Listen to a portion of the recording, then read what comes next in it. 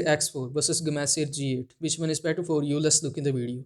If you find this video helpful, so please consider subscribing and liking the video for more this type of content. And also watch the video till the end. As you will see, this is the detailed comparison between these two. So first talk about design and build.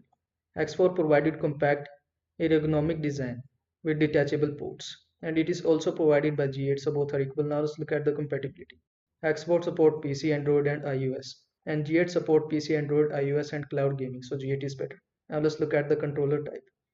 X4 provided via USB-C connection and G8 provide wireless with Bluetooth and wired options. So G8 is better. Now let's look at the input response.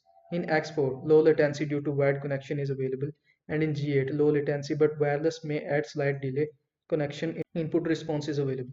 So X4 is better. Now let's look at the customizability. In X4, limited button remapping, no back pedals is available, and in G8, programmable buttons and customizable profiles is available. So G8 is better. Now let's look at the battery life. In X4, not applicable wired. In G8, up to 20 hours on a single charge battery life is available. So G8 is better. Now let's look at the trigger sensitivity. In X4, mechanical buttons with tactical feedback is available. And in G8, Hall effect triggers for precise input. So G8 is better. And in the last, let's look at the price. The estimate price of X4 is around $30 to $50, and the estimate price of G8 is around $50 to $70. So X4 is better for budget-friendly users. I hope this video was helpful to you. Make sure to like this video and subscribe to my channel for more this type of content. Thanks for watching.